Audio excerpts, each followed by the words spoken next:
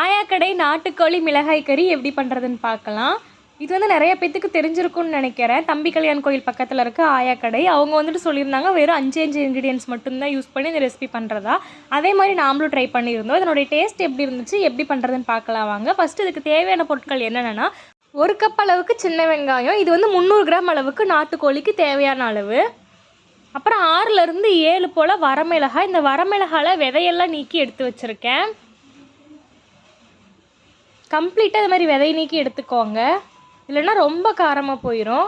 ஒரு 2 மிளகாயில் மட்டும் விதை நீக்க வேண்டாம், மித்த எல்லா மிளகாயிலையும் விதை நீக்கிக்கோங்க. அப்புறம் 300 கிராம் அளவுக்கு நாட்டுக்கோழி. பிராய்லர் கோழிலையும் பண்ணலாம், இன்றைக்கி நம்ம நாட்டுக்கோழியில் தான் பண்ண போகிறோம். அவ்வளோ இதுக்கு தேவையான பொருட்கள். அப்புறம் எண்ணெய், உப்பு, மஞ்சள் தூள், அவ்வளோதான். மொத்தம் 5 பொருள் தான்.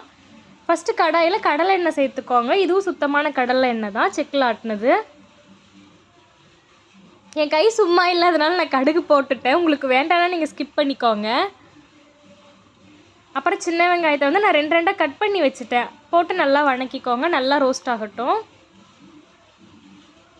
அப்புறம் கொஞ்சமாக கறிவேப்பிலையிலையும் சேர்த்துக்கோங்க, உங்களுக்கு வேணும்னா சேர்த்துக்கோங்க. இது நான் சேர்த்துட்டேன் எக்ஸ்ட்ரா. அப்புறம் வரமிளகா, இது எல்லாமே நல்லா வணங்கணும். வெங்காயம் நல்லா வணங்கி வரணும், நல்லா கண்ணாடி பதத்தை தாண்டி வணங்கி வரணும்.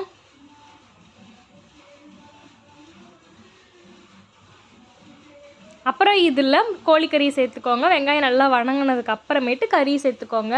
நாட்டுக்கோழி வந்து வேகிறதுக்கு டைம் எடுக்கும், அதனால வந்துட்டு நீங்கள் வேக வச்சு கூட எடுத்துக்கலாம். ஆனால் நான் வந்து அப்படியே தான் போட்டுக்கிட்டேன், போட்டு தண்ணி ஊற்றி அப்படியே தான் வேக வச்சுக்கிட்டேன். அதனால் நல்லா அடிக்கனமான பாத்திரமாக எடுத்துக்கோங்க. மஞ்சள் தூள் 1/2 ஸ்பூன் அளவுக்கு சேர்த்துக்கோங்க. ரெசிபிக்கு தேவையான அளவு உப்பு சேர்த்துக்கோங்க. சேர்த்துட்டு இந்த மஞ்சள் தூளோட பச்சை வாசனை போன வரைக்கும் கிளறி விட்டுக்கோங்க. இது பச்சை வாசனை போனதுக்கப்புறம் கறி முழுகிற அளவுக்கு நம்ம தண்ணி சேர்க்கணும்.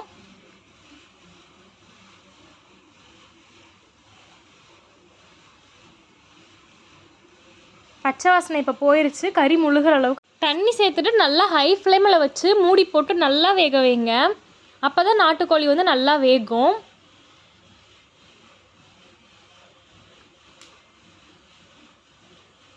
எப்படி இது வேகிறதுக்கு 20 நிமிஷமாச்சும் எடுத்துக்கும் கண்டிப்பாக. ஸோ பொறுமையாக வேக வைங்க. இப்போ இது நல்லா ஓரளவுக்கு வெந்துருச்சு. 50% இது குக் ஆகிடுச்சு. 90% இது குக் ஆகிற வரைக்கும் நம்ம வெயிட் பண்ணுவோம். இது வந்து நான் பள்ளிப்பாளையம் பண்ணுறதுக்காக கொஞ்சமாக தேங்காவை கட் பண்ணி வச்சுருக்கேன், அதை இதில் சேர்த்துக்கலாம். உங்களுக்கு பள்ளிப்பாளையம் மாதிரி வேண்டாம்னா தேங்காவை ஸ்கிப் பண்ணிக்கோங்க. அவ்வளோதான் மிளகாய் கறி. 90% தண்ணி சுண்டினதுக்கு அப்புறமேட்டு தேங்காவை சேர்த்துக்கோங்க. கறி அதுக்குள்ளே வெந்திருக்கணும். தேங்காய் சேர்த்துட்டு 100% தண்ணி சுண்டணும், அது வரைக்கும் வேக வச்சுக்கோங்க.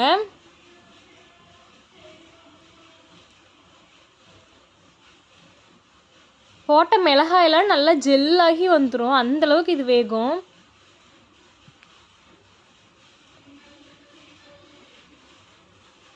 இப்போ இது நல்லா குக் ஆயிடுச்சு. அடுப்பை நிறுத்தி வெளியே எடுத்துட வேண்டியது தான். சுட சுட சாதம் செஞ்சு வச்சுருந்தோம் வீட்டில், ஒரு பிளேட்டில் சேர்த்துக்கலாம். இது தோசைக்கும் சூப்பராக இருக்கும், சாப்பாட்டுக்கு அதை விட சூப்பராக இருக்கும். அப்புறம் கறி வச்சுக்கலாம். கொஞ்சமாக தண்ணி மாதிரி தான் இருக்கும், ரொம்ப இருக்காது. பெரட்டி சாப்பிட்ற அளவுக்கு இருக்கும். அப்படியே பெரட்டி ஒரு பைட் வச்சோம்னா உண்மையாலுமே அற்புதமாக இருந்துச்சு. அந்த பாட்டி சொல்லியிருந்தாங்க விறகடுப்பில் செஞ்சால் இன்னும் டேஸ்ட்டாக இருக்கும்னு. ஒரு நாள் கண்டிப்பாக அந்த பாட்டி கடைக்கே நான் போய் சாப்பிட்டு ரிவ்யூ பண்ணலாம். நீங்களும் இதே மாதிரியே செஞ்சு சாப்பிட்டு பாருங்கள், டேஸ்ட் ரொம்பவே அட்டகாசமாக இருந்துச்சு.